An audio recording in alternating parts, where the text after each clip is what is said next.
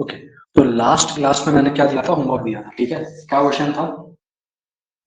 Question था two numbers are selected from first 6 natural numbers, find probability that the selected pair is a coprime. ठीक है, ये question था एक।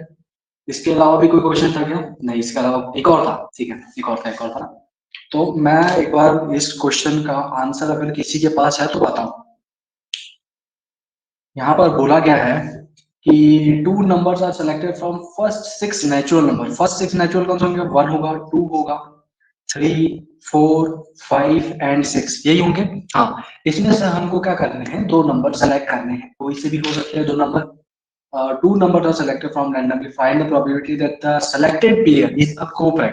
ठीक है, क्या होना चाहिए? कोप्राइम। देखो, कोप्राइम है तो उसके बारे में एक अच्छी बात बताता हूँ। कोप्राइम के बारे में, जब भी कोई भी दो कोप्राइम होते हैं उनका HCF 1 होता है। तो तुम लोग साइड में लिख सकते हो यहाँ पर, अगर जो कोप्राइम नंबर होंगे उनका HCF क्या होगा? HCF 1। ठीक है, ओके। पेन दिखाई दे रहा है ना? पता चला पेन भी नहीं दिखाई दे रहा हो, सीढ़ी मार कर रही है। ठीक है, तो लेट्स सपोज अगर मैंने 1 सेलेक्ट कर लिया, ठीक है, एक कोई सा भी नंबर ले लेते हैं, कोई सा भी, जैसे 2, 3, 4, 5 एंड 6। पहला नंबर तो 1 होगा और दूसरा इसमें से कोई सा भी एक हो सकता है। ठीक है, सभी को प्राइम होंगे। पहला 1 होगा और दूसरा इनमें से कोई भी एक हो सकता है। ओके, लेट्स सपोज मैंने दूसरा नंबर 2 लिया, तो जो अगला जो नेक्स्ट पेयर आएगा वो क्या हो सकता है? 3 और 5 हो सकते हैं। ठीक है, इसमें से कोई सा भी ले लो, ये जो है ना, ये 2, 3, 4, 5, 6, कोई से भी दो उठा लो, दोनों के दोनों सबके सब क्या है? को प्राइम देखेंगे। को प्राइम क्या होते हैं? पता चला को प्राइम में तुमको नहीं पता। प्राइम क्या होते हैं? अरे जल्दी बताओ, व्हाट आर प्राइम नंबर्स? मैंने तुमको प्राइम नंबर की बच्चों वाली डेफिनेशन ही बड़ों वाली डेफिनेशन बताई थी, एक बार याद करो। अरे याद है क्या? को प्राइम वो होते हैं जिनका कोई भी कॉमन फैक्टर नहीं होता अदर देन 1। 1 के अलावा उनका कोई भी कॉमन फैक्टर नहीं होना चाहिए। देखो यहाँ पर, इसमें से कोई भी से भी दो नंबर उठाओ, उनका कोई भी कॉमन फैक्टर नहीं आएगा। 2 और 4 का आ जाएगा, 2 और, एक मिनट रुकना। 1, हाँ तो ये 1 के साथ है ना, जस्ट वेट। तो 1 के साथ इसमें से कोई सा भी ले लो, 1, 2 ले सकते हो, 1, 3 ले सकते हो, 1, 4 ले सकते हो, 1, 5 ले सकते हो, 1, 6 ले सकते हो। ठीक है, सेकंड सेकंड 3 और 5 ले सकते हो, 2 और 3 ले सकते हो, 2 और 5 भी ले सकते हो। थर्ड 3 और 5 ले सकते हो, 3 और 4 भी ले सकते हो, और 5 और 4 भी ले सकते हो। फोर्थ 4 और 5 ले सकते हो, और 5 और 6 ले सकते हो। 4 और 5 फिर यहाँ पर काउंट नहीं करोगे, 3 के साथ इसको काउंट करोगे। ठीक है,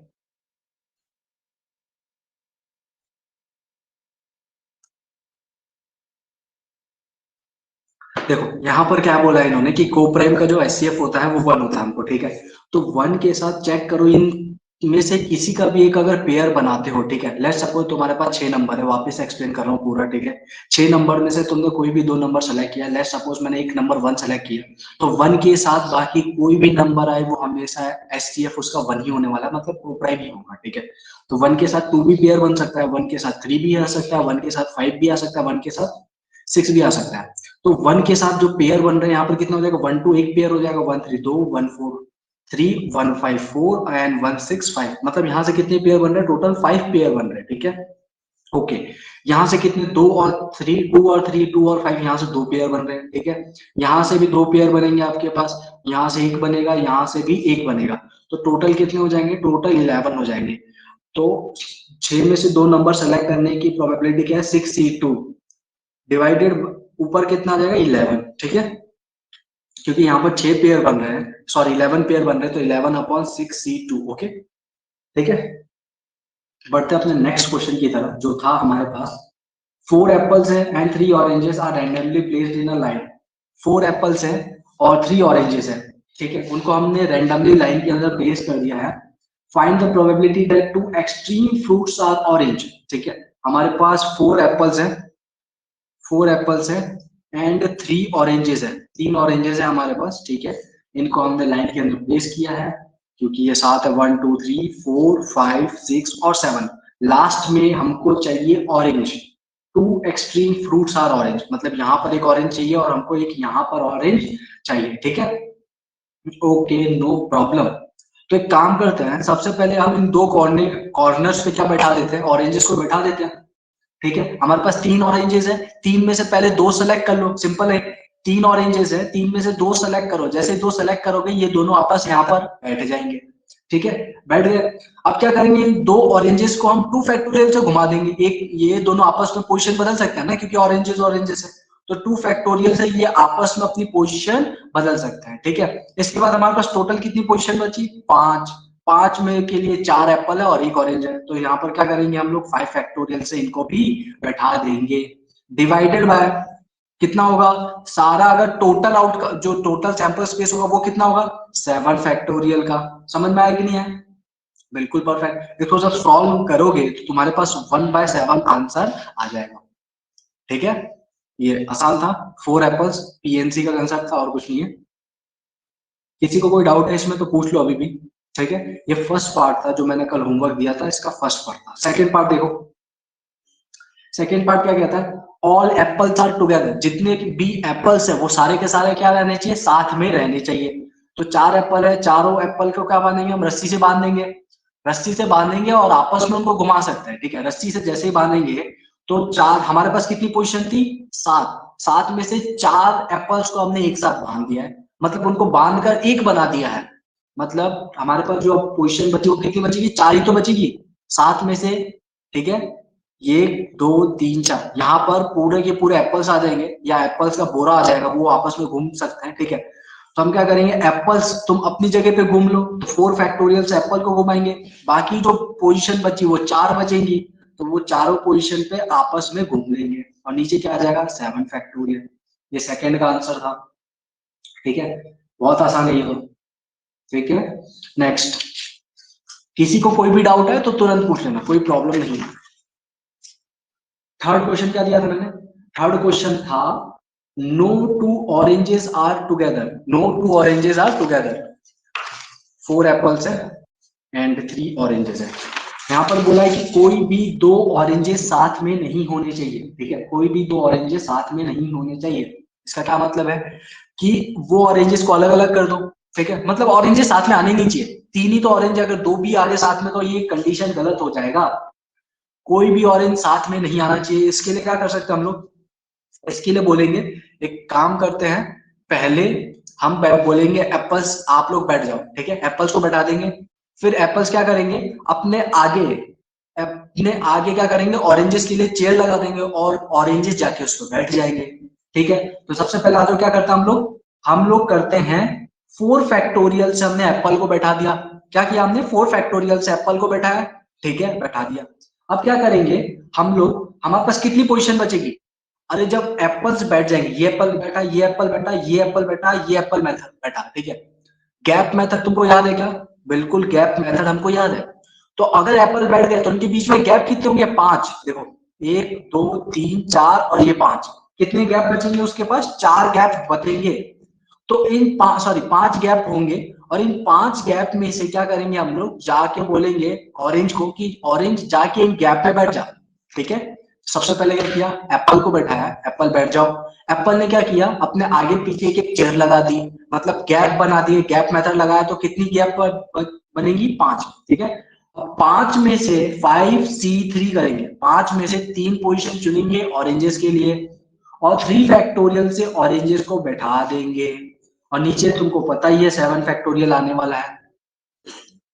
क्लियर है, समझ में आया क्या किया यहाँ पर मैंने, किसी को कोई डाउट नहीं, ठीक है आगे बढ़ते हैं। फोर्थ, इसके बाद जो क्वेश्चन दिया था all oranges are never together, मतलब जितने भी ऑरेंजेस है कभी साथ में नहीं होने चाहिए। यहाँ पर क्या था, 2 ऑरेंजेस आर नेवर टुगेदर, यहाँ पर 2 ऑरेंज कभी भी साथ में नहीं होनी चाहिए। यहाँ पर पूछा है कि तीनों की तीनों ऑरेंजेस साथ में नहीं होने चाहिए, 3 ऑरेंजेस साथ में नहीं दिखने चाहिए, भले 2 हो सकते हैं। ठीक है, भले 2 ऑरेंज साथ में हो सकता है लेकिन तीनों ऑरेंज एक साथ नहीं आ सकता है। ठीक है, समझ में आया। तो यहां पर क्या करेंगे, एक कंसेप्ट और बताया था मैंने, टोटल माइनस पाप, याद है क्या, टोटल माइनस पाप, जो टोटल है उसमें से पाप को माइनस कर देंगे। पाप को माइनस करना मतलब जब तीनों एक साथ है, जब तीनों एक साथ है, ऐसे तो निकालने बैठोगे तो बस हो गया, फिर निकालते रह जाओगे। तो हम क्या करेंगे, टोटल में से उसको माइनस कर देंगे जब तीनों साथ में बैठे हैं। अब तीनों साथ में कैसे बैठ सकते हैं, इन तीनों ऑरेंजेस को बांध दो और एक साथ घुमा लो, ठीक है। तो हम लोग क्या करेंगे, सबसे पहले तीनों ऑरेंजेस को बांध दिया तो पोजीशन कितनी बच जाएगी, 5। कितनी पोजीशन बच जाएगी, 5, क्योंकि 1 2 3 4 4 एप्पल है और एक पोजीशन पे ये तीनों एक साथ घूम सकते हैं, ठीक है। तो 5 पोजीशन होगी, तो 5 फैक्टोरियल से सबको बैठा दो, बैठ गए। 3 फैक्टोरियल को ऑरेंजेस आपस में बोरो के अंदर घूम लो, नीचे क्या आ जाएगा, 7 फैक्टोरियल। टोटल कितना है, 1। 1 में से इन सबको माइनस कर देंगे तो हमारे पास फोर्थ वाला आंसर आ जाएगा। किसी को कोई डाउट है, एनी डाउट, समझ में आया यहाँ तक,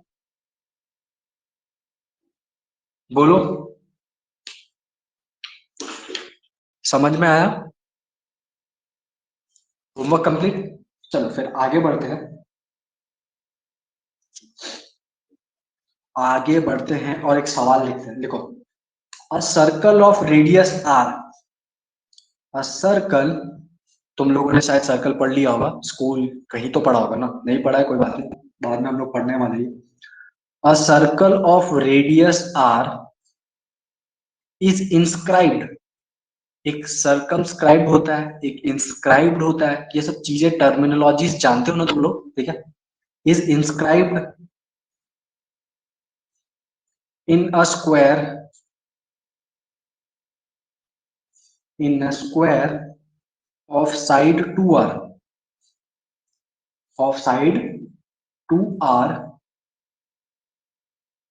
then find the probability, then find the probability that a point p, that a point p is chosen at random, is at random, which lie inside square, inside square, but outside circle, but outside circle। अब सवाल का मतलब समझो, क्या बोलना चाह रहे हैं इस सवाल, सवाल ये बोल रहा है कि एक सर्कल है जो कि एक स्क्वायर के अंदर है, ठीक है। अब तुमने कोई भी एक रैंडम पॉइंट सेलेक्ट किया, क्या किया, you have selected a random point. अब तुमको ये प्रोबेबिलिटी निकालनी की जो रैंडम पॉइंट तुमने सेलेक्ट किया वो स्क्वायर के तो अंदर आए लेकिन सर्कल के बाहर हो, इसकी प्रोबेबिलिटी बतानी है। चलो मैं तुमको थोड़ा सा विजुअलाइज कराने की कोशिश करता हूं, देखो कैसे। ये हमारे पास है स्क्वायर, ठीक है, दिस इज स्क्वायर, और इसका जो लेंथ है, साइड है, वो है 2r, ठीक है। और इसके अंदर है अपना सर्कल, इसके अंदर क्या, अपना सर्कल, ठीक है। ये सर्कल है जिसका रेडियस क्या है, r है। तो तुमने क्या किया, एक ऐसा पॉइंट सेलेक्ट किया, ठीक है, जो कहाँ होना चाहिए, देखो इस स्क्वायर के अंदर होना चाहिए लेकिन सर्कल के बाहर। तो वो सर्कल के बाहर कौन सा हिस्सा हो सकता है, ये वाला हिस्सा होगा, या ये हो सकता है, या ये हो सकता है, या ये हो सकता है, ठीक है। तो इसकी प्रोबेबिलिटी बतानी है कि कितनी होगी कि वो जो रैंडम सेलेक्टेड पॉइंट है वो स्क्वायर के अंदर हो लेकिन सर्कल के बाहर हो। जल्दी बताओ, जल्दी जल्दी जल्दी।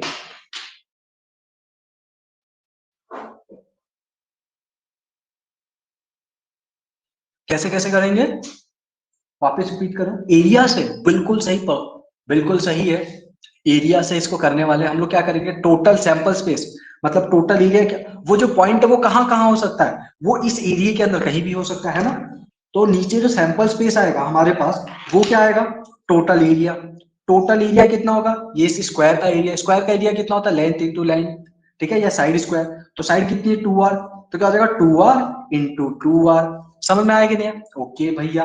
अच्छा बताओ, हमको पॉइंट कहाँ चाहिए, हमको पॉइंट सिर्फ इतने इतने हिस्से में चाहिए, इस वाले एरिया में चाहिए ना।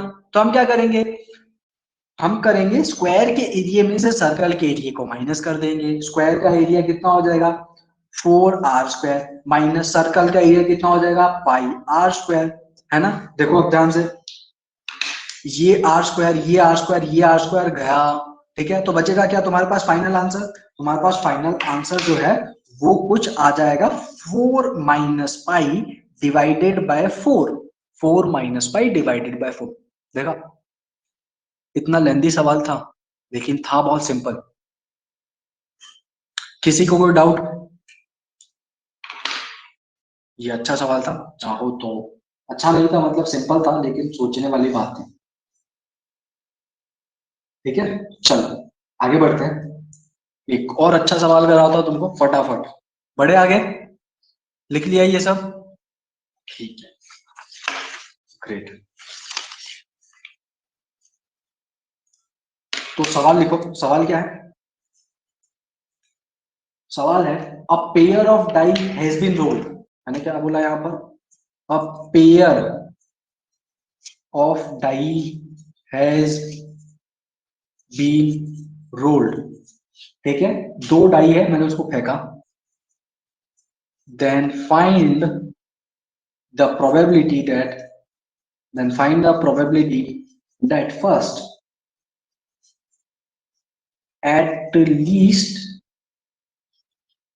one of the die shows the face one।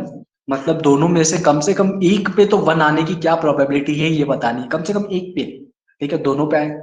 जब भी एटलीस्ट बोला जाता है तो ऐसा इसका ये मतलब नहीं होता सिर्फ एक ही पे, दोनों पे एक वन आ सकता है। ठीक है, second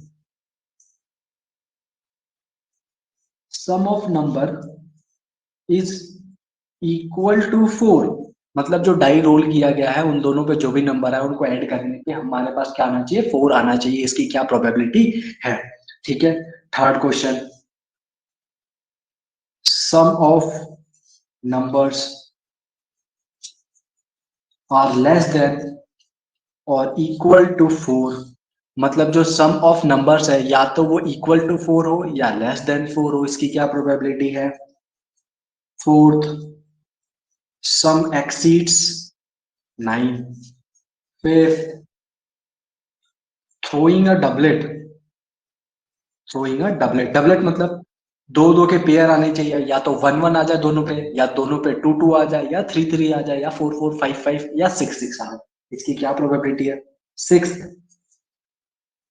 if the number appearing if the number appearing on the die are different then find the probability। It is pure advance type question, ठीक है, तो डरना मत। ये वाला जो फिफ्थ सिक्स वाला ये बहुत अच्छा है कि अगर दोनों नंबर पे अगर जो डाई है अगर दोनों पे अलग अलग नंबर आए, लेट्स सपोज फर्स्ट पे थ्री आ जाए और सेकेंड वाले पे फोर आ जाए, मतलब दोनों पे अलग अलग नंबर आ रहे हैं, तो बतानी है आपको प्रोबेबिलिटी कि जो इसमें सिक्स का ए पार्ट है, probability that the sum is equal to six. जो सम आएगा दोनों का वो इक्वल टू सिक्स हो, इसकी क्या प्रोबेबिलिटी है? And sum is equal to even. इसका जो बी पार्ट है वो क्या है? Sum is equal to an even number, कि सम करने पे एक इवन नंबर आ जाए। ठीक है, सेवंथ पार्ट यहां पर लिख रहा हूं मैं, सेवंथ पार्ट ध्यान से देखना, यहां पर लिखा है मैंने total sum is prime number. Total sum is prime number. जो टोटल सम आ जाएगा दोनों नंबर को ऐड करने के बाद वो एक प्राइम नंबर आएगा। इसकी क्या प्रोबेबिलिटी है? ठीक है, आपके पास कुल 10 मिनट है इस सवाल को सॉल्व करने के लिए, अच्छे से घूर सकते हो। ठीक है, और फिर आंसर बताओ मेरे को। 10 मिनट ज्यादा हो जाएगा, 10 मिनट बहुत ज्यादा इस सवाल के लिए। तो काम करता हूँ 6 मिनट देता हूँ, ठीक है, जल्दी सॉल्व करो। Have you solve? किसी ने सॉल्व किया? किसी का आंसर आया? एनीबॉडी? चलो देखते हैं, आ जाओ अच्छे से सॉल्व करते हैं इसको। काफी इंटरेस्टिंग क्वेश्चन है और अच्छा सवाल भी है। ठीक है, तो हमको निकालना है at least one die shows the face one. चलो सबसे पहले हम ट्राई करते हैं कि दोनों डाई जब रोल किया तो क्या क्या हो सकता है। तुमको पता है दो डाई रोल किया है तो 36 आउटकम आने वाले हमारे पास टोटल। ठीक है, तो हम ड्रॉ करते हैं 36 के 36। ठीक है, तो मैं ड्रॉ करना स्टार्ट करता हूँ। ठीक है, पहला वन वन हो सकता है, one two, one three, one four, one five and one six. ठीक है, ऐसा ऐसा ऐसा ऐसा ऐसा। फिर क्या हो सकता है हमारे पास? टू वन हो सकता है, 2 हो सकता है, 2 3 हो सकता है, 2 4 हो सकता है, 2 5 हो सकता है, 2 6 भी हो सकता है। ठीक है, इसके बाद 3 1 3 2 3 3 3 4 3 5 3 6, इसके बाद 4 1 4 2 4 3। ये तुमको सिर्फ समझाने के लिए बता रहा हूँ, एग्जाम में बनाने में मत बैठ जाना। 4 6, ठीक है, 5 1 5 2 5 3 5 4 5 5 5 6, दिस इज 5 5। इसके बाद आता है 6 1 6 2 6 3 6 4 6 5 एंड 6 6। ठीक है, अब देखना कैसे हम लोग सवाल फटाफट सॉल्व निपटा देंगे इसको। हमको क्या चाहिए, at least one die shows the face one. क्या बोला है, at least one die shows the face one. मतलब हमको देखना है कि जिसके ऊपर 1 1 आ रहा है वो कितने हैं, एक डाई के ऊपर कम से कम 1 आना चाहिए। ठीक है, तो देखो ध्यान से, ये वाली जो पूरी लाइन है यहाँ से ये जो एल बन रहा है यहाँ से ऐसे, ठीक है, वो चेस में खेलता है ना, हाथी चलता है जो ऐसे एल। ठीक है, इसमें भी 1 है, इसमें दोनों में 1 है, चलेगा। एटलीस्ट बोला, यहाँ पर क्या बोला, एटलीस्ट एक पे तो आना चाहिए, दोनों पे भी आ सकता है। तो टोटल कितने हो गए, 1 2 3 4 5 6 7 8 9 10 11, कितने हो गए, 11। तो मैं फर्स्ट का आंसर डायरेक्टली यहां पर लिख रहा हूं, इसके जस्ट सामने। किसका आंसर क्या आएगा, 11 अपॉन टोटल कितना है 36। समझ में क्या हो जाएगा, 11 अपॉन 36। ओके, क्लियर है। सेकंड देखो, सेकंड क्या बोला है, sum of the number is 4। Sum of the number is 4। देखो कैसे निकालेंगे इसमें, अगर तुम लोग ये वाली लाइन देखो, इस वाली लाइन को ऐड करो, तुम्हारे पास सम 2 आ जाएगा। क्या आ जाएगा, सम 2। इस वाली लाइन को ऐड करोगे तो तुम्हारे पास सम कितना आ जाएगा, 3। समझ में, इस वाली लाइन को ऐड करो तुम्हारे पास सम कितना आ जाएगा, 4। समझ में आ रहा है क्या, इसी तरह इस वाली लाइन को ऐड करोगे तुम्हारे पास सम 5 आएगा। मतलब हमारे पास सम 4 वाले कितने हैं टोटल, 1 2 3, कितने हैं, 3। तो ये जो सेकेंड क्वेश्चन है इसका आंसर क्या हो जाएगा, इसका आंसर हो जाएगा 3/36, दैट इज 1/12। समझ में आया क्या, पक्का क्लियर है, बहुत बढ़िया। अब देखो थर्ड नंबर देखो, sum of numbers are less than और इक्वल टू 4। लेस देन और इक्वल टू 4, मतलब हमको लेस देन और इक्वल टू 4 चाहिए सम। तो ये हो गया, ये भी हो गया और ये भी हो गया, तो टोटल कितने हो गए, 1 2 3 4 5 6, कितने हो गए टोटल, 6।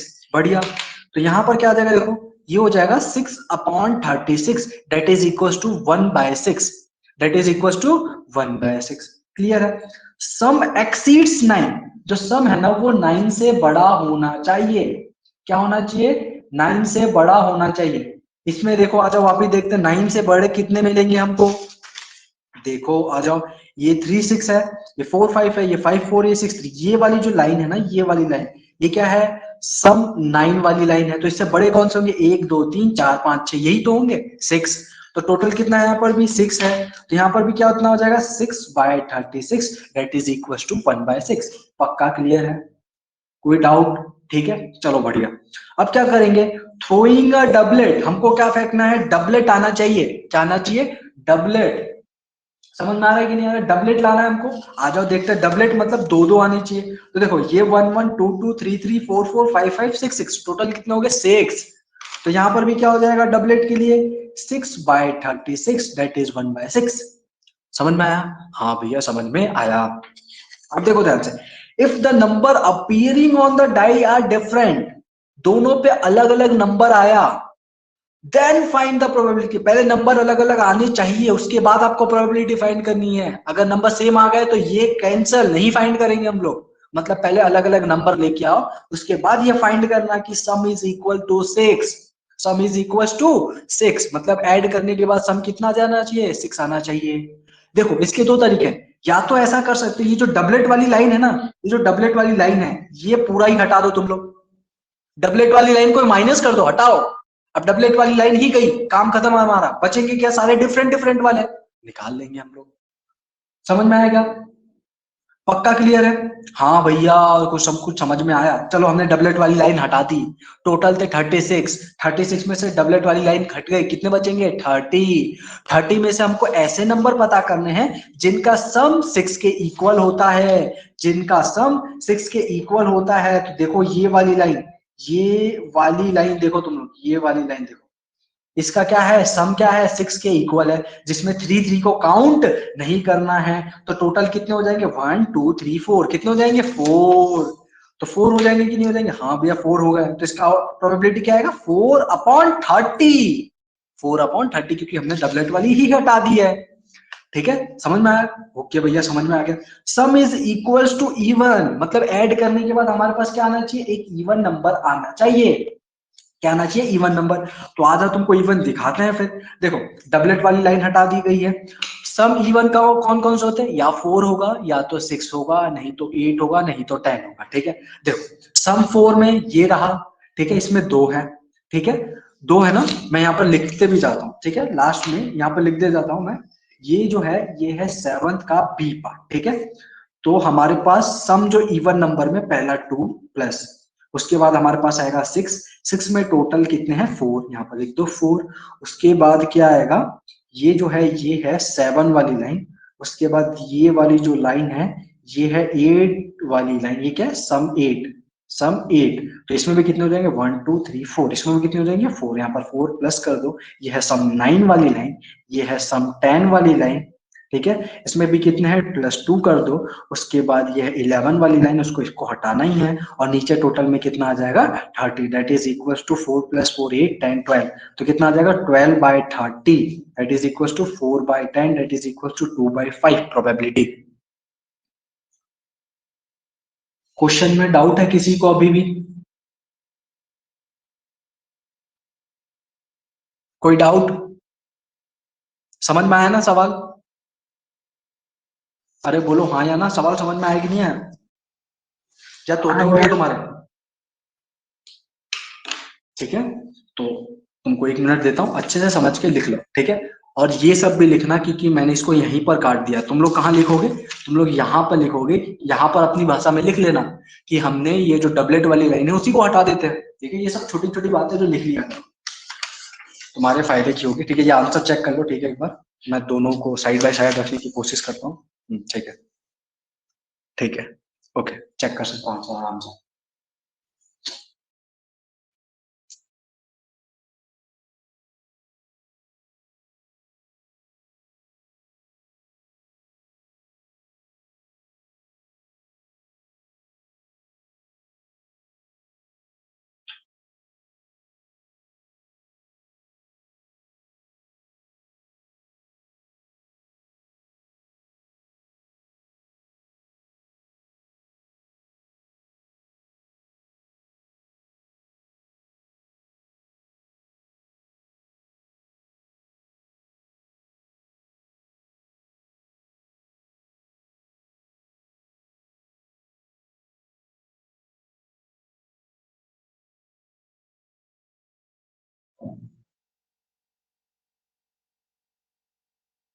हो गया, ठीक है, गुड, चलो।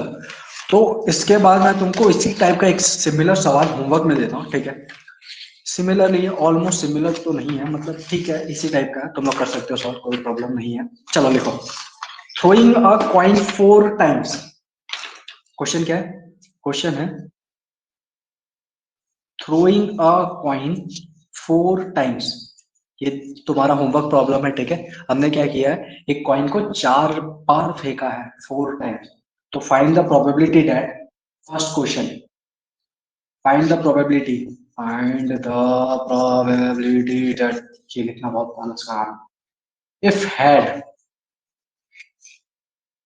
If head and tail occurs alternatively, if head and tail occurs alternatively, ठीक है, मतलब जो हेड और टेल आए वो ऑल्टरनेट आए, इसकी क्या प्रोबेबिलिटी है, that head and tail occurs alternate, यहाँ पर इफ की जगह दैट कर लो, ठीक है। इसकी प्रोबेबिलिटी आपको बतानी है कि हेड फिर टेल फिर हेड फिर टेल, इसकी क्या प्रोबेबिलिटी है, ठीक है। First question. सेकेंड क्वेश्चन देखो, no two consecutive heads, no to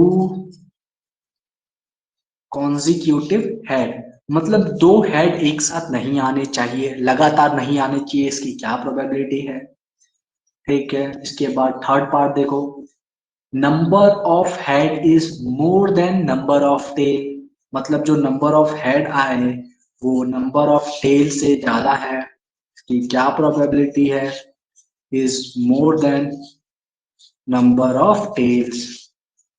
fourth, बस इतना ही है।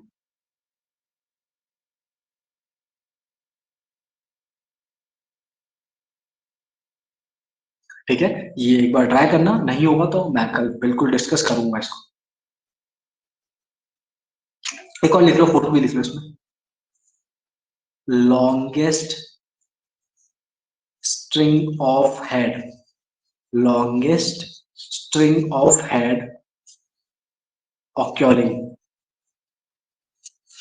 is 2। ठीक है, जैसे होगा ना, मतलब जो स्ट्रिंग ऑफ हेड, मतलब जैसे लगातार आना चाहिए, लगातार हेड हेड हेड हेड ऐसा, इसको बोलते हैं स्ट्रिंग ऑफ हेड। ठीक है, चलो ये ट्राई करना। तो फिर हम चलते हैं नेक्स्ट क्वेश्चन की तरफ अपने। बड़े लिख लिया, 3 2 1 गो। हमारा जो नेक्स्ट क्वेश्चन है वो कुछ ऐसा है, अ bag contain 3 red ball and 3 green balls. एक बैग है, ठीक है, उसमें क्या है, 3 रेड है और 3 ग्रीन है।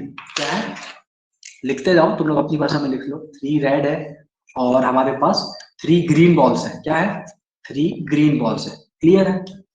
इफ 2 बॉल्स आर ड्रॉन, हमने क्या किया, इस बैग में से 2 बॉल निकाले।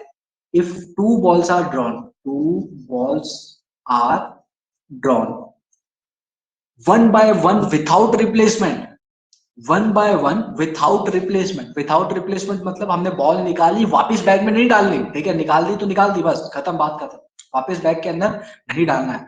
तो 2 बॉल्स निकाली, वन बाय वन, पहले एक निकाली फिर दूसरी निकाली, without replacement. Find the probability that, find the probability that, probability that first ball is red, first ball is red and second ball is green, second ball is green। ठीक है, इसकी probability क्या होगी कि जो पहली बॉल तुमने निकाली वो रेड आए और जो दूसरी निकाली वो एक ग्रीन बॉल है। चलो ठीक है, वन बाय वन निकालना है, पहले एक एक करके उठाना है। क्या करना है, एक एक करके बॉल उठाना है। ये सीधा सीधा परमुटेशन का, सॉरी पीएनसी का सवाल है, जिसमें हमको एक एक करके उठाना होता है या अरेंजमेंट करना होता है। ठीक है,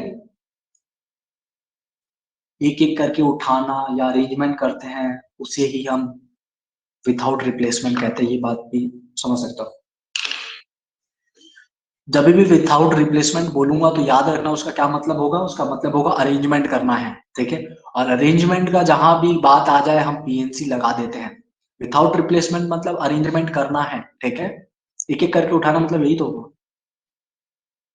ये सिर्फ क्वेश्चन को आसान बनाने के लिए मैं बता रहा हूँ। ठीक है,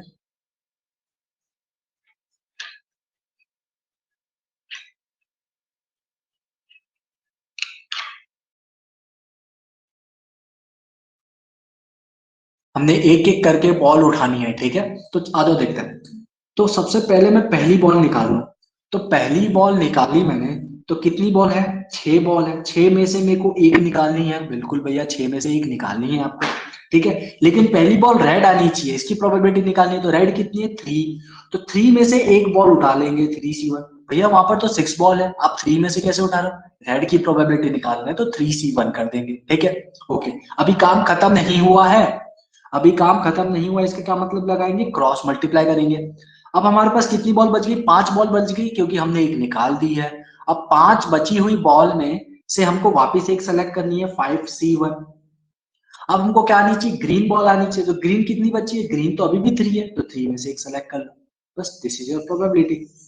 ठीक है, या तो तुम ऐसे भी लिख सकते हो कि रेड बॉल कितनी है, 3, उसमें से 6, 6 में से आउट ऑफ 3, फिर कितनी बची, 5 आउट ऑफ 3। लेकिन हम क्योंकि बोल रहे हैं कि यह विथआउट रिप्लेसमेंट को हम अरेंजमेंट की तरह ट्रीट करेंगे, तो हमारा काम आसान हो जाएगा आगे चल के। ठीक है, तो इसको इस फॉर्म में लिखा गया है, बाकी कुछ भी नहीं है। ठीक है, समझ में आ गया तुमको। चलो, ये इसका फर्स्ट पार्ट था कि first ball is red and second ball is green.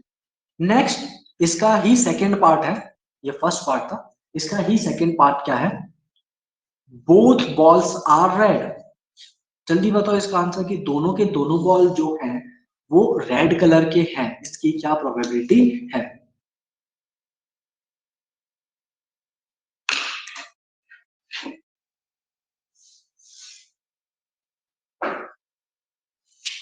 दोनों के दोनों balls red colour, perfect answer. किसने बोला?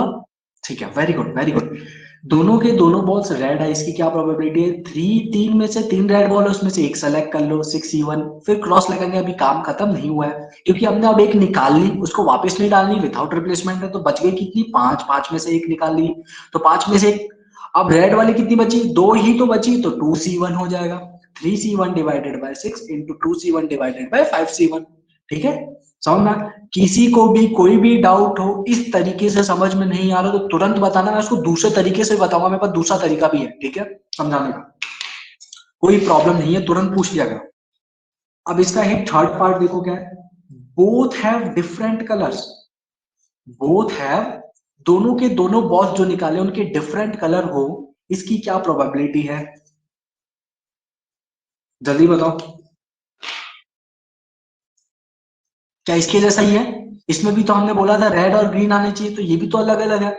लेकिन इसमें एक ट्विस्ट है, इसमें हमको वो सारे केस इंक्लूड करने हैं जो हो सकते हैं। हो सकता है पहला बॉल रेड है, दूसरा ग्रीन आ जाए, लेकिन ऐसा भी तो हो सकता है कि पहला बॉल ही ग्रीन आ जाए और दूसरा रेड आ जाए। ठीक है, इसके अलावा कोई और केस नहीं। तो हम क्या करेंगे, दोनों केस लिख देंगे। देखो ध्यान से, ऐसा हो सकता है कि पहला बॉल रेड आ जाए, ठीक है, इनटू दूसरा बॉल ग्रीन आ जाए, तो दूसरा बॉल ग्रीन आने की क्या प्रोबेबिलिटी है? 3C1 divided by 5C1। या फिर ऐसा हो सकता है, या फिर मतलब प्लस लगाए, या फिर ऐसा हो सकता है कि पहला ग्रीन आ जाए, पहला ग्रीन आ जाए और दूसरा रेड आ जाए। ठीक है, इससे कंफ्यूज मत होना, यहाँ पर भी 3C1 एक ही तो लिखा है, ये अलग अलग है दोनों, ठीक है। या फिर उसको ऐसे भी लिख सकते हो, 3C1 into 3C1 plus 3C1 into 3C1 divided by 6C1 into 5C1। ठीक है, C1 क्यों लिख रहा हूं? क्योंकि मैंने बोला है कि जब भी विथाउट अरेंजमेंट लिखा, विथाउट रिप्लेसमेंट लिखा हुआ है, हम उसको अरेंजमेंट की तरह ट्रीट करेंगे, जो हमारा आगे चल के काम आसान करेगा। अभी ये बिल्कुल बेसिक सवाल चल रहे हैं, समझ में आया? पक्का? आगे बढ़े? कोई डाउट नहीं है, ठीक है। तो हमारा जो नेक्स्ट क्वेश्चन है वो है, from a pack of 52 playing cards, from a pack of 52 playing card 3 cards are drawn. 52 cards है, ठीक है, उसमें से हमने 3 कार्ड्स निकाले। कितने कार्ड्स निकाले? 3 कार्ड। वन बाय वन, ध्यान से सुनना ये line, one by one and without replacement, and without replacement, one by one निकालना है और बिना रिप्लेसमेंट के निकालना है। मैं लिख भी देता हूं, one by one without replacement. जब भी विथाउट रिप्लेसमेंट लिखा जाता है, हम क्या समझते हैं कि अरेंजमेंट है यहाँ पर। तो find the probability that, find the probability that, first question, first two cards, first two cards are king and third card is queen.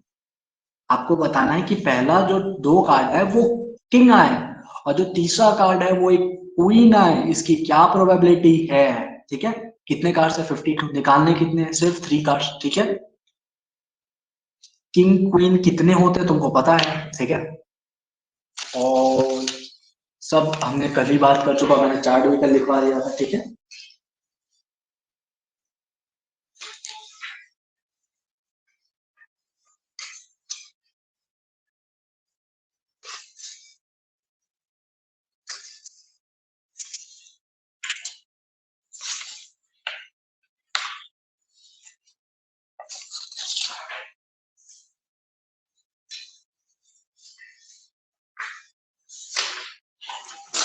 Four C2 upon 52 C1 into 4 C1 upon 50 C1. Okay, good. तो देखो, हमारे पास पहले कितने हैं, राजा कितने होते हैं? 4 होते हैं, तो 4 में से पहले एक सेलेक्ट कर दिया, 4C1। टोटल कितने हैं? 52C1, ठीक है, 52C1, ठीक है। इसी तरह यहाँ पर क्या हो जाएगा, दूसरा कार्ड भी राजा होना चाहिए, तो राजा तो अब तीन बचे हैं, तो 3C1। अब यहाँ पर 52 थे, उसमें से एक निकाल लिया, तो कितने बचेंगे? 51C1। उसके बाद क्या होगा? उसके बाद रानी निकालनी, रानी कितनी है? 4C1। टोटल कार्ड्स कितने बचे? 50C1। देखा कितना आसान हो गया ऐसे करेंगे तो हम लोग, ठीक है। अरेंजमेंट के लिए चाहो तो आप डायरेक्टली कर सकते हो, जैसे 4 है, 52 है, फिर उसके बाद एक कम होगा, 51 हो जाएगा, फिर 3 हो जाएगा, फिर रानी 4, और यहाँ पर 50। ऐसे भी कर सकते हो, कोई प्रॉब्लम नहीं है, कोई प्रॉब्लम नहीं। तुम समझ जाओगे तो इसको डायरेक्टली ऐसे लिखो, C1 लिखने की भी जरूरत नहीं है, क्योंकि 4C1 इज ऑलरेडी 4। ठीक है, बहुत बढ़िया। इसका सेकेंड पार्ट क्या है? All cards have the same suit, have the same suit. Suit समझते हो ना, क्या होता है? जैसे डायमंड का सूट होता है, एक हार्ट का सूट होता है, स्पेड का, या ब्लैक और रेड का, इस टाइप का सूट चाहिए हमको, ठीक है। कितने सूट होते हैं हमारे पास? 4 सूट होते हैं, ठीक है। क्लब, स्पेड, डायमंड और हार्ट, ठीक है। तो अगर तीनों के तीनों कार्ड अगर एक ही सूट के आ जाए, लेट्स सपोज तीनों कार्ड निकाले और वो तीनों की तीनों स्पेड निकले, इसकी क्या प्रोबेबिलिटी है? या तीनों की तीनों एक ही सूट के निकले? समझ रहे हो ना सवाल क्या? चलो फटाफट बताओ इसका आंसर। सबसे पहले हम क्या करेंगे? सूट सेलेक्ट करेंगे। कितने सूट है? 4 सूट है, 4 में से कोई एक पहले सेलेक्ट करेंगे सूट, ठीक है। उसमें नंबर कितने होते हैं? उसमें जो टोटल कार्ड्स होते हैं एक सूट में, वो कितने होते हैं? 13 होते हैं। 13 में से एक कार्ड सेलेक्ट करेंगे, उसके बाद उसको कम करते जाएंगे, ठीक है। समझ में आ रहा है तुमको मैं क्या बोल रहा हूँ? चलो ठीक है, मैं बताता हूँ, देखो ध्यान से। सबसे पहले हमारे पास कितने सूट है? 4 सूट होते हैं, उसमें से पहले एक सूट सेलेक्ट कर लेंगे। ये किसके लिए? ये लिख लिया करो यहाँ पर, फॉर चूजिंग सूट, ठीक है। नोट्स तुम्हें बनाने, अच्छे से बनाया करो। For choosing suit, suit select हो गया, 4 में से कोई एक सेलेक्ट हो गया। अब हर एक सूट के पास 13 कार्ड होते हैं, 13 कार्ड्स होते हैं, तो 13 में से कोई भी एक कार्ड सेलेक्ट कर लो, फिर 12 होगा, फिर 11 हो जाएगा, फिर नीचे कितना हो जाएगा? 52, 51 एंड 50। समझ में आ रहा है ना तुमको मैंने कैसे लिखा ये? वेरी गुड, चलो बढ़िया। नेक्स्ट जो क्वेश्चन है, थर्ड क्वेश्चन है, all the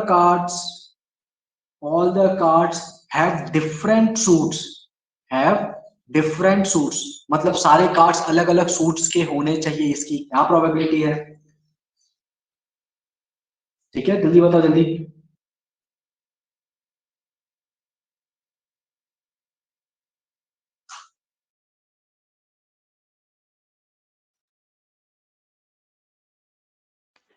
thirteen upon 52 into 13/51 into 13/50.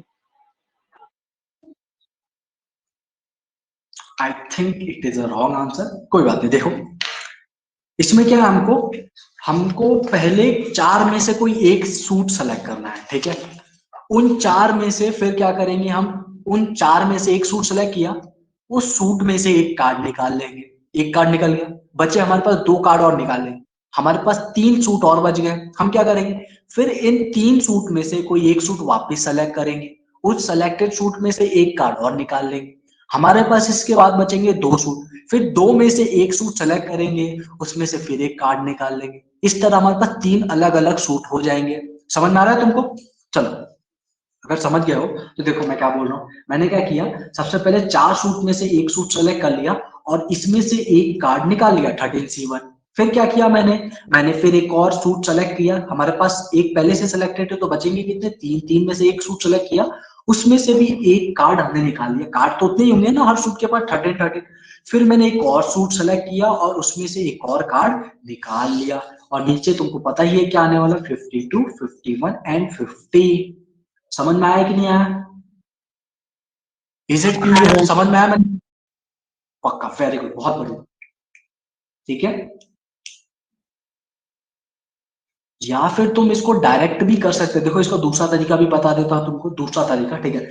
हम क्या कर सकते हैं, 4 में से पहले 3 सूट सेलेक्ट कर लो। देखो ध्यान से मैं क्या बोल रहा हूँ, यहाँ पर 4 में से 3 सूट सेलेक्ट कर सकते हो। यहाँ पर क्या किया हमने? एक एक करके सेलेक्ट किया हमने। क्या किया? अब यहाँ पर क्या करने वाले हम? तीनों में से हम क्या करेंगे, 4 में से 3 सूट सेलेक्ट कर लिया और सब में से 13C1 एंड 13C1 निकाल लेंगे और इसको 3 फैक्टोरियल से घुमा देंगे अब पास, ठीक है। अरेंजिंग जो सिलेक्टेड कार्ड्स उनको अरेंज कर देंगे अपने हिसाब से।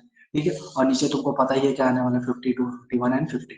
ये लिख लेना, यहाँ पर 4C3 क्या है, यहाँ पर 4C1 क्या है। अभी समझ में कितना भी आ जाए, बहुत अच्छे से समझ में आ रहा है तुमको, ऐसा लगेगा भूलोगे नहीं, लेकिन जब नोट्स रिवाइज करने बैठोगे तो तुमको पता नहीं चलेगा यहाँ पर 4C1 क्यों लिखा है, यहाँ पर 13C1 है, यहाँ पर भी 13C1 और यहाँ पर भी 13C1 है, तीन बार 13C1 कहाँ से आ गया, ये सोचने बैठ जाओगे बाद में। तो इससे अच्छा कि अभी सब अच्छे से लिख लेना, ठीक है। क्या क्या है कि यहाँ पर ये क्या है, ये क्या, सब लिख लिया तो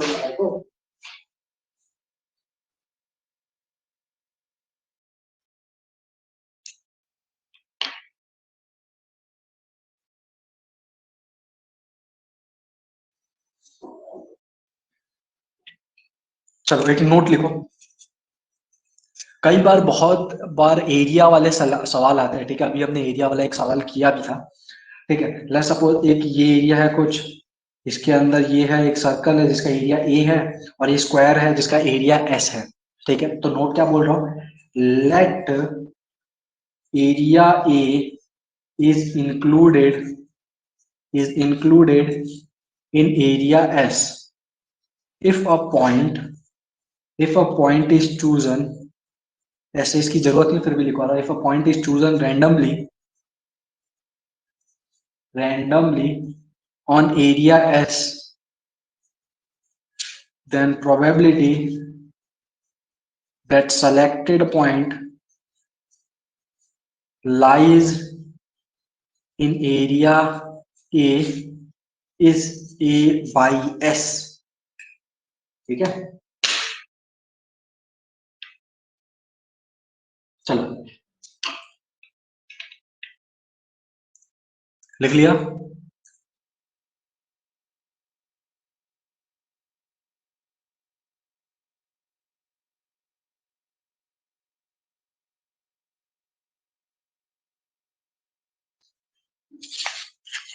तो ये जो नेक्स्ट क्वेश्चन है ये तुम्हारा होमवर्क प्रॉब्लम है, ठीक है। नेक्स्ट क्वेश्चन जो है ये तुम्हारा होमवर्क प्रॉब्लम है, ठीक है। तो होमवर्क प्रॉब्लम क्या है, a point is chosen at random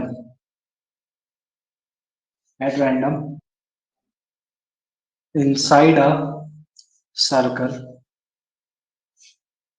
find the probability that point is chosen is closer, यहाँ पर क्या है, क्लोजर यानी पास में, is closer to the circumference of the circle taken to the center। कुछ ऐसा है सर्कल, एक सर्कल ये है और एक सर्कल ये है, ठीक है। इसका जो रेडियस है ये r/4 है, इसका जो रेडियस है ये r है, ठीक है। बहुत बढ़िया। नेक्स्ट जो क्वेश्चन है इसको तुम लोग स्टार मार्क कर सकते हो, स्टार मार्क, ठीक है। The side of a rectangle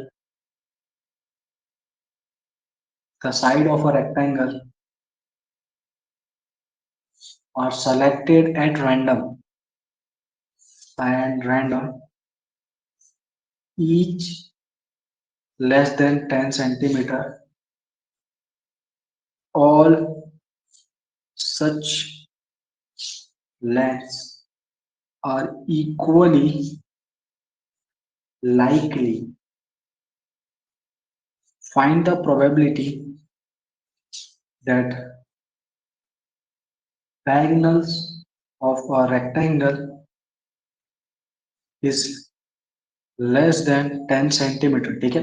मैंने एक रेक्टेंगल सेलेक्ट किया और मैंने बोला कि जिसका जो मतलब जिसका लेंथ है ना वो 10 सेंटीमीटर से कम है, ठीक है। तो आप और जो सारे के सारे जो लेंथ है वो इक्वली लाइकली ऑब्वियसली, तो आपको ये बताना है कि जो उसका डायगोनल है रेक्टेंगल का उसका लेंथ 10 सेंटीमीटर से कम होगा, इसकी क्या प्रोबेबिलिटी है, ठीक है।